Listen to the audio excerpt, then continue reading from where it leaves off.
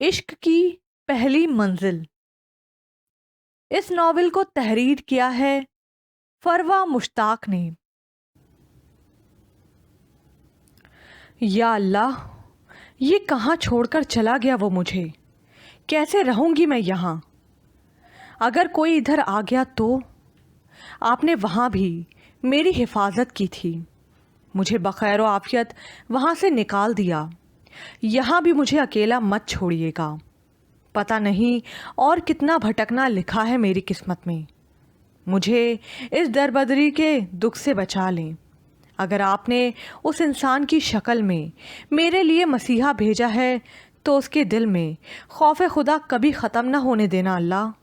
वो घुटनों के गिर्द बाजू लपेटे और उनमें चेहरा छुपाए रोते हुए अल्लाह से मुखातिब थी। 50 लाख। फिर से वही आवाज़ कानों में गूंजी। उसका सर्द अंदाज याद आते ही एक बार फिर पूरा जिस्म लरस गया। कितनी मजबूती से उसकी कलाई थामे वो कोठे से बाहर आया था। कलाई पर उंगलियों के सुर्ख निशान अब भी मौजूद थे। अगर वो अच्छा इंसान है फिर वहाँ क्यों मौजूद था। 50 लाख कोई ऐसे ही नहीं तो दे देता। क्यों दिए उसने इतने पैसे। वो अब भी यही सोच रही थी। पहले इज्जत के चले जाने के खौफ से रातों को नींद नहीं आती थी। अब हर तरफ सन्नाटा देखकर वहशत हो रही थी। कभी कभार सड़क पर से किसी ट्रैफिक के गुजर जाने की आवाज़ आती। लम्हा भर के बाद फिर से वही खामोशी छा जाती। सुनसान सी जगह का खौफ हर शय पर गालिब था। उसे फ्लैट पे छोड़कर वो बिला वजह सड़कों पे गाड़ी दौड़ाता रहा। जहन उस वक्त कुछ भी सोचने से कासिर था। रात गहरी हो रही थी। सड़कों पे ट्रैफिक बराए नाम थी। वो कई कई किलोमीटर आगे जाता, फिर वहीं से यू टर्न लेके वापस आ जाता। ना जाने उन चंद घंटों में वो कितनी बार फ्लैट के आगे से गुजरा था। अब तक कितनी ही सड़कों पे वो घूम चुका था। बेसुकूनी हर पल बढ़ रही थी। थक हार कर उसने सर स्टीयरिंग पर रख दिया। सर दर्द से फटा जा रहा था। बिलाखिर रात के 3 बजे उसने गाड़ी घर जाने वाले रास्ते पर डाल दी। घर पहुंचकर गाड़ी से निकलने के बाद उसने आचुटती सी नज़र इर्द गिर्द डाली। हॉल की सारी लाइट्स ऑन थीं। जल्द ही उसकी वजह भी सामने आ गई। नेहा, समिया, खाला, सारिम और मम्मी सबके बोलने और हंसने की आवाज़ें आ रही थीं। हाय दाइम, नेहा ने दूर से ही देखकर हाथ हिलाया। वो उन सब पे बगैर कोई नज़र डाले सीधा सीढ़ियों की जानिब बढ़ गया। दाइम, दाइम, इसे क्या हुआ। मम्मी की आवाज़ पे कान धरे बगैर वो कमरे में चला आया। नेहा, जाकर देखो क्या हुआ है इसे। नेहा को तो जैसे इजाज़त मिलने की देर थी। तीर की तरह सीढ़ियों की तरफ लपकी। हैंडल पे हाथ रखकर दरवाज़ा खोला। वो दोनों हाथों से सर थामे बेड पे चित लेटा हुआ था। कैसे हो। वो बेड के साथ आकर खड़ी हो गई। ठीक, खैरियत है। इस तरह उठकर क्यों चले आए। मैं वहाँ बैठा ही कब था। तुम्हारी तबीयत तो ठीक है ना। क्यों, मुझे क्या होना है। सर में दर्द हो रहा है क्या, मैं दबा दूँ। फ़िलहाल तो मेरा सर दर्द तुम हो। Please leave me alone. जाओ यहाँ से। तुम मुझे जाने का कह रहे हो। अब दीवारों से मुखातिब होने से तो रहा। जाहिर है तुम्हें ही कह रहा हूँ। यानी कि तुम कहना चाहते हो मैं आइंदा यहाँ पे ना आऊँ। आने की दावत तो खैर मैंने तुम्हें अब भी नहीं दी। Please go from here. मैं इस वक्त किसी से बात करने की पोजीशन में नहीं हूँ। वो पैर पटक कर सारा गुस्सा दरवाजे पे निकालती हुई कमरे से बाहर निकल गई। उसने ज़ोर से कनपटियों पे हाथ रखकर दबाया। फिर साइड टेबल की दराज से एक स्लीपिंग पिल निकालकर पानी के साथ निगल ली। एकदम कमरे में घुटन बढ़ सी गई थी। उसने फौरन उठकर सारी खिड़कियां खोल दीं اور خود ٹیرس کی جانب کا دروازہ کھول کر باہر نکل آیا۔ ریلنگ پہ جھک کر گہرے گہرے سانس لے کر خود کو کمپوز کیا۔ نیچے لان میں ہر طرف ہو کا عالم تھا۔ سارے پودے اور درخت ساکن کھڑے تھے، جیسے کائنات میں ہر طرف سکوت چھا گیا ہو۔ بس ایک وہی تھا جسے کسی پل چین نصیب نہیں تھا۔ بے چینی ہر گزرتے لمحے کے ساتھ بڑھتی جا رہی تھی۔ اس نے ریلنگ پہ کوہنیاں رکھ کر سر دونوں ہاتھوں میں تھام لیا۔ اللہ اکبر، اللہ اکبر۔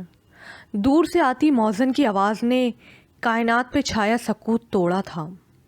بند آنکھیں ایک دم کھلی تھیں۔ کیوں کیا میں نے ایسا؟ کیا ہو گیا تھا مجھے ان لمحوں میں؟ کیوں خود پہ ہر اختیار ختم ہو گیا؟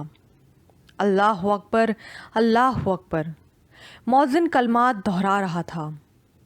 وہاں پر تو سینکڑوں لڑکیاں روز آتی اور جاتی ہیں، روزانہ بیچی جاتی ہیں۔ میرا کون سا کوئی رشتہ تھا اس سے؟ پھر کیوں بچا لیا اس کو؟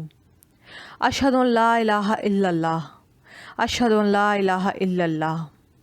بغیر سوچے سمجھے 50 لاکھ منہ پر مار آیا۔ کیوں اس کی تکلیف برداشت نہیں ہوئی مجھ سے؟ اس نے آنکھیں بند کر کے دیوار کے ساتھ ٹیک لگا لی۔ ایک بار پھر آنسوؤں سے بھری آنکھیں اور لرزتے ہاتھ آنکھوں کے سامنے آ رہے تھے۔ اشہد ان محمدن رسول اللہ، اشہد ان محمدن رسول اللہ۔ اذان کے کلمات کا اثر تھا یا کچھ اور؟ ایک آنسو آنکھ سے نکل کر ہلکی بڑھی ہوئی شیب میں جذب ہو گیا۔ اپنی کیفیت خود بھی سمجھ میں نہیں آ رہی تھی۔ حی علی الصلاۃ، حی علی الصلاۃ۔ وہ کمرے کی طرف واپس مڑ گیا۔ چھوٹی سی شیشی میں دوسری گولی بھی نکال کر پانی کے ساتھ گزار کیا۔ حی علی الفلاح، حی علی الفلاح۔ وہ دکھتے سر کے ساتھ بیڈ پہ گر گیا۔ الصلاۃ خیر من النوم، الصلاۃ خیر من النوم۔ 2 گولیاں کھانے کے بعد آنکھوں کے سامنے دھندلکا چھانے لگا۔ اللہ اکبر، اللہ اکبر۔ ایک عجیب سی کیفیت اذان نے طاری کر دی تھی۔ لا الہ الا اللہ۔ وہ سر جھٹک کر اٹھا، واش بیسن پہ جھک کر پانی کے جھپٹے منہ پہ مارے، پھر ایک ٹرانس کی کیفیت میں وضو کیا۔ آخری بار نماز کب پڑھی تھی؟ شاید بہت سال پہلے۔ ہاں، انٹر کا آخری سال تھا، جب اسلامک اسٹڈیز کے پروفیسر سختی سے تمام لڑکوں کو کالج کے ساتھ ملحقہ مسجد میں ظہر کی نماز پڑھایا کرتے تھے، اور آج کتنے سالوں بعد دوبارہ اسی رب کے سامنے سر جھکانے جا رہا تھا۔ یہ بالکل لاشعوری عمل تھا۔ جائے نماز ملنا تو ناممکن تھا۔ پہلے موبائل سے قبلہ رخ دیکھا، پھر الماری سے ایک صاف شال نکال کر زمین پر بچھائی۔ نیت باندھتے ہوئے اتنے آنسو آنکھوں میں کہاں سے جمع ہو رہے تھے، وہ سمجھنے سے قاصر تھا۔ زبان لرز رہی تھی۔ رکوع میں جاتے ہوئے اس کے آنسو پاؤں پہ گر رہے تھے۔ وہ رونا نہیں چاہتا تھا، مگر آنسو خود بخود امٹ رہے تھے۔ آخری سجدہ کرتے ہوئے وہ بچوں کی طرح پھوٹ پھوٹ کر رو پڑا۔ ایک سکون سا تھا جو رگ و جان میں سرایت کر گیا۔ دل پہ پڑا ہر بوجھ اتر گیا۔ نماز کے بعد دعا مانگنے کی ہمت نہیں تھی۔ وہ وہیں شال پہ بے خبر سو گیا۔ دوبارہ آنکھ دن کے 12 بجے کھلی۔ اوہ نو! وہ فوراً گھڑی دیکھتے ہوئے واش روم کی جانب بڑھا۔ ممی جلدی سے ناشتہ لگوا دیں۔ آدھے گھنٹے بعد وہ بلیک 2 پیس میں سلیقے سے بال جمائے بالکل فریش سا سیڑھیاں اتر رہا تھا۔ اب تو لنچ کا ٹائم ہونے والا ہے، کچھ دیر ٹھہر جاؤ۔ نہیں، آپ ناشتہ ہی لگوائیں، مجھے آفس جانا ہے، آلریڈی کافی لیٹ ہو چکا ہوں۔ کیوں؟ رات کہاں رہے ساری جو اتنی دیر سے آنکھ کھلی؟ اب بولنے والی نیہا تھی۔ تم سے مطلب؟ مستقبل میں تمہارے سارے مطلب مجھی سے وابستہ ہیں۔ اس کی بات پہ بے اختیار مدھم سی ہنسی دائم کے ہونٹوں پہ بکھر گئی۔ ویسے کب تک یہاں پڑاؤ ڈالنے کا ارادہ ہے؟ تم سے مطلب میری خالہ کا گھر ہے، جب تک مرضی رہوں۔ آخر کو مستقبل میں تمہارے سارے مطلب مجھی سے وابستہ ہیں۔ نیہا نے غور سے اسے دیکھا۔ آج پہلے والی شوخی غائب تھی۔ آج رہنے دو آفس جانے کو، اتنا اچھا موسم ہو رہا ہے، کہیں باہر چلتے ہیں۔ نیور، آفس سے آف نہیں کر سکتا میں، ڈیڈی نے سختی سے کہا ہوا ہے۔ ہاں، جیسے آج تک تم ڈیڈی کی ہی مانتے آئے ہو نا۔ ظاہر ہے جس دن اپنی منوانے والی مل گئی تب اس کی بھی مانا کروں گا، فی الحال تو ڈیڈی کی ہی مانتا ہوں۔ نیہا کا دل سکڑ کر پھیلا۔ تو اب تک تمہیں ملی ہی نہیں اپنی منوانے والی؟ اس نے بے چینی سے پہلو بدلتے ہوئے پوچھا۔ اس کی بات پہ ڈائم کی سوچوں کا رخ فوراً کسی اور جانب مڑ گیا۔ پلیز مجھے چھوڑ دو، میں ایسی لڑکی نہیں ہوں، خدا کے لیے مجھ پہ رحم کرو۔ آپ جو کوئی بھی ہیں پلیز میرے ساتھ ایسا مت کریں، مجھے ایک دلدل سے نکالنے کے بعد دوسری میں مت ڈالیں۔ لمحے کے ہزارویں حصے میں وہ خود ساکت رہ گیا۔ مجھے اس کا خیال اس وقت کیوں آ گیا؟ وہ فوراً خود پہ قابو پاتے ہوئے اٹھ کھڑا ہوا۔ ممی میں جا رہا ہوں، رکو تو صحیح، عظمیٰ کو کہہ آئی ہوں میں ناشتے کا، کر کے جانا، نہیں آفس میں کر لوں گا۔ وہ خود سے الجھتا ہوا باہر نکل گیا۔ نیہا کی بے چین نظروں نے دور تک اس کا پیچھا کیا۔ وہ گھر جہاں ہر دم رونق لگی رہتی تھی، اب وہاں خاموشیوں نے ڈیرے ڈال لیے تھے۔ ہر کوئی دوسرے سے نظریں چرائے پھرتا، ایک اور سورج نکل آیا تھا۔ بھابیاں اپنے کام نمٹا رہی تھیں، بابا صحن میں بچھی چارپائی پہ لیٹے آسمان کو تک رہے تھے۔ آنکھوں کی نمی بتا رہی تھی وہ کیا سوچ رہے ہیں۔ اماں کو اب بھی ہر آہٹ پہ عدن کا گمان ہوتا۔ سارا دن وہ کمرے میں بیٹھی اس کے کپڑوں، کتابوں اور تصویروں کو گلے لگا کے روتی رہتی۔ میری بچی اللہ جانے کس حال میں ہوگی، کہاں ہوگی؟ وہ بار بار عدن کی تصویر کو چوم رہی تھیں۔ اماں، اگر آپ کی یہی حالت رہی تو باقی سب کو کون سنبھالے گا؟ عبداللہ بھائی نے بات کی ہے نا اپنے دوست سے، انشاءاللہ بہت جلد ہماری عدن ہمارے پاس ہوگی۔ اب اٹھیں، باہر آئیں۔ بھابھی اماں کو بازو سے پکڑ کر باہر لے آئیں۔ تبھی گیٹ کے باہر کسی گاڑی کے ٹائر چرچرانے کی آواز آئی۔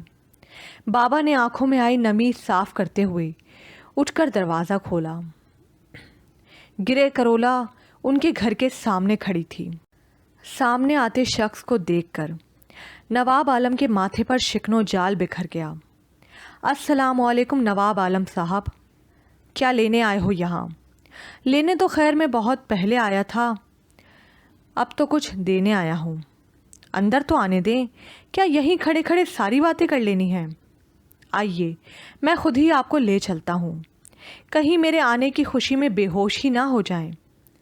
وہ ان کے کندھے پر ہاتھ رکھ کر اندر آیا۔ نواب عالم نے سختی سے اس کا ہاتھ جھٹک دیا۔ السلام علیکم تائی جان۔ وہ پیار لینے کو ان کے آگے جھکا، پر اماں نے منہ دوسری طرف پھیر لیا۔ کمال ہے بھائی، آپ لوگ تو جواب بھی نہیں دیتے۔ وہ خود ہی جا کر بڑے ریلیکس انداز میں بیٹھ گیا۔ ویسے نواب صاحب، گھر آئے ہوئے مہمان کو چائے پلانے کا کوئی رواج نہیں ہے آپ کے ہاں؟ بھابھی، اچھی چائے بنا کر لے آئیں، بغیر چینی کے، اتنے دنوں سے مٹھائی کھا کھا کر تو ویسے شوگر ہی ہو گئی ہے۔ بھابھی بجائے کچن میں جانے کے ہنکار بھر کر وہیں اماں کے ساتھ بیٹھ گئیں۔ اور کیسی طبیعت ہے آپ کی تائی جان؟ کیا لینے آئے ہو تم یہاں؟ آپ لوگوں نے آپس میں کوئی صلاح مشورہ کیا ہوا ہے کہ گھر آئے بندے سے سب نے باری باری ایک ہی سوال پوچھنا ہے؟ خیر، میں تایا جان کے پاس افسوس کرنے آیا ہوں۔ آنا تو اماں بھی چاہتی تھی، پر میں نے سوچا پہلے مجھے جا کر صورتحال معلوم کر لینی چاہیے، آخر دکھ درد میں اپنے ہی اپنوں کے کام آتے ہیں۔ اماں اور ابا نے الجھ کر اسے دیکھا، جس کے چہرے پہ مسکراہٹ تھی۔ سچ میں دلی دکھ ہوا تایا جان، میں نے سنا ہے آپ کی دختر نیک اختر گھر سے بھاگ گئی ہے۔ کیا فائدہ ایسی اولاد کا؟ اس سے بہتر تھا وہ پیدا ہوتے ہی مر چکی ہوتی، کم سے کم اتنی کالک تو منہ پہ نہ لگتی۔ بکواس بند کرو اپنی، چھان بھی نہیں کروائی آپ نے؟ آخر کس کے ساتھ بھاگی ہے؟ میں کہتا ہوں اپنی بکواس یہیں بند کرو اور دفع ہو جاؤ میرے گھر سے۔ مگر وہ بجائے دفع ہونے کے ٹانگ پہ ٹانگ رکھ کر تکیے کے ساتھ ٹیک لگا کے پہلے سے بھی زیادہ آرام دہ پوزیشن میں آ گیا۔ آپ نے پولیس کو انوالو کیوں نہیں کیا؟ ایسے معاملے میں تو ہماری پولیس بھی بڑی دلچسپی دکھاتی ہے، کوئی نہ کوئی سراغ تو ملے گا ہی۔ بلکہ میں تو کہتا ہوں اخبار میں اشتہار دے دیتے ہیں کہ چودھری نواب عالم کی اکلوتی دختر نیک اختر کسی آوارہ لڑکے کے ساتھ رات کے اندھیرے میں گھر سے بھاگ گئی ہے۔ اگر کسی کو صحیح سلامت مل جائے تو برائے مہربانی نواب صاحب کے گھر پہنچا دے، اور نواب عالم بیٹی کے ساتھ ساتھ داماد کو بھی کھلے دل سے ویلکم کریں گے۔ آخر کو بہت براڈ مائنڈڈ ہے نا آپ، کہیے کیسا لگا؟ اماں کو بھابھی نے فوراً سہارا دیا۔ نواب عالم اس کی بات سن کر وہیں پڑی چارپائی پر گر گئے۔ آخر کو کتنا سہ سکتا ہے ایک باپ جس کی جوان بیٹی اتنے دنوں سے گھر سے غائب ہو؟ کیسے کر سکتا ہے وہ لوگوں کے منہ بند؟ ان کی رہی سہی ہمت بھی جواب دے گئی، ارے نہیں، ابھی سے بے ہوش نہیں ہونا آپ نے، پھر میں افسوس کس کے پاس کروں گا؟ تائی جان آپ بھی ذرا سنبھالیں اپنے آپ کو۔ پھر کیا ہوا اگر جوان بیٹی کچھ دنوں سے غائب ہے، آ جائے گی، اس میں فکر والی کون سی بات ہے؟ وہ بڑی کمینی مسکراہٹ کے ساتھ نشتر پہ نشتر چلا رہا تھا۔ بھابھی چائے بہت مزیدار بنائی ہے آپ نے، ایمان سے مزہ آ گیا۔ کیا آپ کو بھی نند نے کچھ نہیں بتایا؟ مجھے تو پتہ چلا تھا کہ آپ دونوں بڑی اچھی سکیاں ہیں۔ اتنے میں ہی گھر کا بیرونی گیٹ واہ ہوا۔ راستے میں آتے عبداللہ کی نظر اچانک اٹھی۔ گھر کے سامنے کار کھڑی تھی۔ صبح صبح کون آ گیا؟ وہ آگے بڑھنے ہی لگا تھا کہ قدم زمین نے جکڑ لیے۔ گاڑی کا نمبر تو مجھے نہیں معلوم، مگر وہاں وہ گرے کلر کی کرولا تھی اور اس شخص کے چہرے پہ ماسک ہوتا تھا۔ ہم نے کبھی اس کی شکل نہیں دیکھی۔ اس کی رگوں میں خون ابلنے لگا۔ گھر میں وہ شخص موجود تھا جس نے اس کی عزت پہ ہاتھ ڈالا تھا۔ اس کے قدموں میں برقی سی دوڑ گئی۔ سامنے چارپائی پہ بابا بے سدھ پڑے تھے۔ فاطمہ اماں کے ہاتھ سہلا رہی تھی اور دوسری چارپائی پہ شاہانہ انداز میں بیٹھے شخص کو دیکھ کر ایسے لگا جیسے کسی نے کھولتا پانی اس کے سر پہ ڈال دیا ہو۔ پل بھر میں ساری کہانی سمجھ آ گئی۔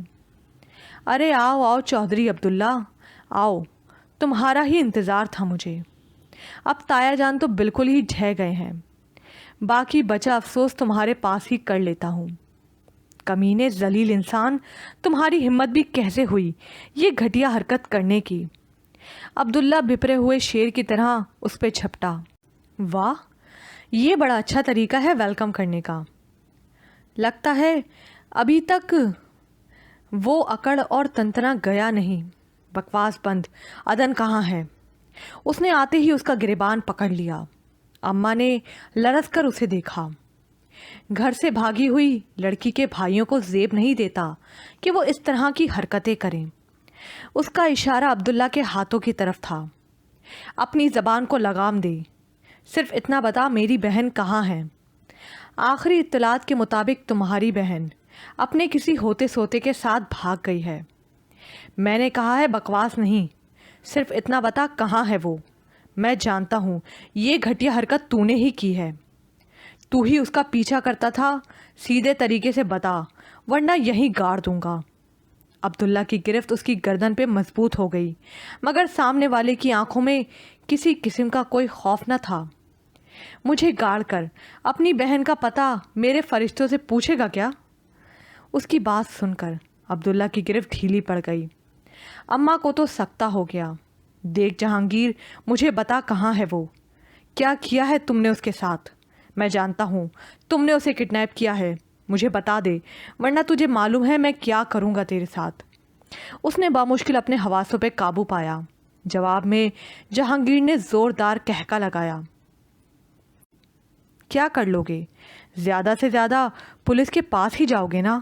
تو چلو میں بھی ساتھ ہی چلتا ہوں، پر جانے سے پہلے یہ تو سوچ لو کوئی ثبوت ہے تمہارے پاس کہ اس کو میں نے ہی کڈنیپ کیا ہے یا میں ہی اس کا پیچھا کیا کرتا تھا۔ اب یہ نہ کہنا گاڑی کا کلر گرے تھا۔ میرا خیال ہے پاکستان میں لاکھوں گرے کلر کی کارز ہیں، اور جس گاڑی کے بارے میں تم آج کل انویسٹیگیشن کروا رہے ہو اس کی تو نمبر پلیٹ ہی جعلی تھی، اور اس گاڑی والے کا چہرہ بھی ڈھانپا ہوا تھا۔ سو اب بتاؤ کیا ثبوت ہے؟ اس کی بات سن کر عبداللہ کے چہرے پہ رنگ آ کر گزر گیا۔ بابا تو اپنی سدھ بدھ ہی کھو بیٹھے۔ کیا چاہتے ہو تم؟ جو چاہتا تھا وہ تو تم لوگوں نے دیا نہیں، اب کیا فائدہ؟ دیکھو جہانگیر، تم جیسا کہو گے میں ویسا ہی کروں گا، مگر خدا کے واسطے مجھے بتاؤ عدن کہاں ہے؟ وہ زندہ تو ہے نا؟ جہاں بھی ہوگی اب تو عیش کر رہی ہوگی، اور ہو سکتا ہے شادی شدہ بھی ہو چکے ہو، بھول جاؤ اس کو۔ بہن ہے وہ چودھری عبداللہ کی، اس پہ ایک آنچ بھی آئی نا تو کتوں کو کھانے کے لیے تمہارے جسم کے ٹکڑے بھی نہیں ملیں گے۔ یہ دھمکیاں کسی اور کو دینا۔ جہانگیر عالم ان گیدڑ بھپکیوں سے ڈرنے والا نہیں ہے۔ اس نے جھٹکے سے عبداللہ سے اپنا گریبان چھڑوایا اور سر جھکائے بیٹھے نواب عالم کے پاس آ کھڑا ہوا۔ اب تو یقین آ گیا نا نواب عالم، جہانگیر دوستی نبھائے نہ نبھائے دشمنی قبر تک نبھاتا ہے۔ جہانگیر، عبداللہ نے اس کے سر پہ پسٹل تان لی۔ آخری بار پوچھ رہا ہوں، صحیح صحیح بتا دے، ورنہ ٹانگوں پہ چل کر واپس نہیں جا سکو گے۔ نہیں عبداللہ نہیں۔ اماں کی چیخ پر وہ ان کی جانب متوجہ ہوا جو دھڑام سے زمین پر گر کے بے ہوش ہو چکی تھی۔ خدا حافظ۔ جہانگیر ایک مسکراہٹ کے ساتھ خدا حافظ کہتا باہر کی جانب چل دیا۔ بابا کے ذہن سے آہستہ آہستہ ماضی پہ چھائے پردے سرکنے لگے۔ میر عالم کو گاؤں سے نکالنے کے بعد انہوں نے اپنا ہر تعلق اس سے ختم کر لیا۔ بہت سالوں تک وہ بالکل ایک دوسرے سے دور رہے۔ وقت گزرتا گیا، پھر میر عالم کبھی کبھار گاؤں میں کسی خوشی غمی پہ آ جاتے، انہیں سلام کرنے لگے۔ کچھ بھی تھا وہ بھائی تھا ان کا۔ نواب عالم زیادہ دیر تک سرد مہری نہ برت سکے۔ میر عالم کی ملاقات ہمیشہ ان سے مردانے میں ہوا کرتی تھی۔ اماں کو ان سب سے سخت بیر تھا، اسی لیے میر عالم نے کبھی گھر کی دہلیز پار نہ کی۔ بچے اب جوان ہو رہے تھے۔ دونوں کی اولاد اپنے اپنے باپ پر ہی گئی۔ جہاں حیدر اور عبداللہ نے کبھی اونچی آواز میں باپ سے بات تک نہ کی، وہیں میر عالم کی اولاد بالکل اپنے باپ جیسی ہی نافرمان، آوارہ اور گھٹیا مشاغل کی دلدادہ تھی۔ نہ بچوں نے کبھی تمیز مانگی اور نہ ہی پروین چچی نے دینا مناسب سمجھا۔ ابھی کچھ ماہ پہلے ہی کی بات تھی، میر عالم اور جہانگیر گاؤں میں ہونے والی کسی شادی میں شرکت کرنے آئے تھے۔ رات وہ نواب عالم کے ہاں مردانے میں رکے۔ میر عالم تو وہیں بیٹھے باتیں کرتے رہے، مگر جہانگیر تائی کو سلام کرنے کی غرض سے گھر کی طرف آ گیا۔ ابھی وہ گھر کے اندر ہی داخل ہوا تھا کہ کسی کی کھلکھلانے کی آواز کانوں سے ٹکرائی۔ وہ سامنے جھولے میں بیٹھی بھابھی سے باتیں کرتے ہوئے ہنس رہی تھی۔ اتنے سالوں بعد آج وہ اس گھر میں آیا تھا، سو فوری طور پر اسے نہ پہچان سکا، مگر اس کے نین نقوش میں تائی کی مشابہت واضح تھی۔ وہ وہیں دروازے سے پلٹ آیا۔ گھر جا کر اس نے باپ سے عدن کے لیے بات کی۔ میر عالم نے اسے سمجھانا چاہا، مگر بیٹے کی ضد کے آگے ان کی نہ چل سکی۔ نتیجتاً بیوی کے واویلا کرنے کے باوجود چند دنوں بعد وہ پھر سے نواب عالم کے سامنے تھے۔ ان کی آمد کا مقصد سن کر کچھ دیر کے لیے نواب عالم بالکل خاموش ہو گئے۔ بھائی جان، ہماری تو جیسے تیسے گزر گئی، مگر میں چاہتا ہوں ہمارے بچے ایک دوسرے سے دور نہ ہوں۔ دیکھو میر عالم، یہ ناممکن ہے۔ بچے اب بڑے ہو چکے ہیں، میں ان کی مرضی کے بنا کوئی فیصلہ نہیں کرنا چاہتا۔ تم میرے بھائی ہو، 100 بار بھی آؤ، مجھے کوئی اعتراض نہیں، مگر بچوں کی زندگی کے فیصلے میں یوں ان کی مرضی جانے بغیر نہیں کر سکتا۔ پھر بھی بھائی جان، آپ ایک بار اچھی طرح سے سوچ لیں۔ میری خواہش ہے کہ زندگی کے آخری دنوں میں اب ہم اکٹھے ہو جائیں۔ وہ نواب عالم کو بغیر کچھ کہنے کا موقع دیے اٹھ کر چلے گئے۔ گھر آ کر بابا نے اماں سے بات کی۔ آج میر عالم آیا تھا میرے پاس۔ خیر تھی جہانگیر کے لیے عدن کا رشتہ لینے۔ کیا؟ اماں سب کچھ چھوڑ چھاڑ کے بابا کے پاس آ بیٹھیں۔ کیا کہا آپ نے؟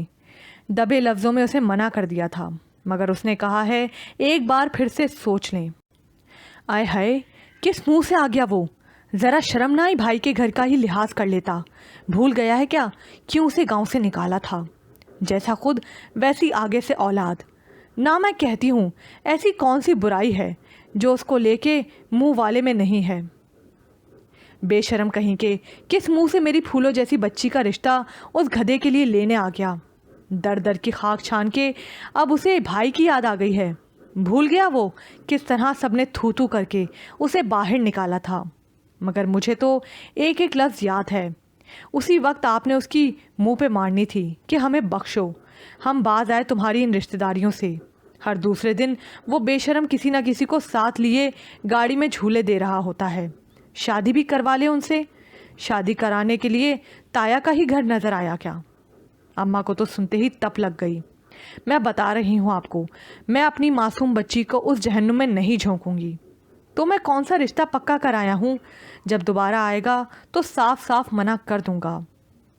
نہ تو اب پروین کی ناک نہیں کٹے گی، پھبا کھٹنی نہ ہو تو۔ اماں کو تو اب تک ہول اٹھ رہے تھے۔ بابا ہی خاموشی سے اٹھ کر باہر چلے گئے۔ عدن جو کمرے میں کھڑی ساری گفت و شنید سن رہی تھی، بابا کے جاتے ہی اماں کے پاس آئی۔ اماں، آپ چاہیں تو مجھے چولہے میں جھونک دیں، میں مر جاؤں گی پر اس گھر میں کبھی نہیں جاؤں گی۔ مرے تمہارے دشمن، کیوں اول فول بک رہی ہو؟ اور تجھے کون بھیج رہا ہے وہاں پہ؟ میرے جیتے جی ایسا نہیں ہو سکتا۔ ماں تو اس کی کہہ کر گئی تھی کبھی منہ نہیں کروں گی ادھر، اب کیسے بھیج دیا شوہر کو رشتہ لینے؟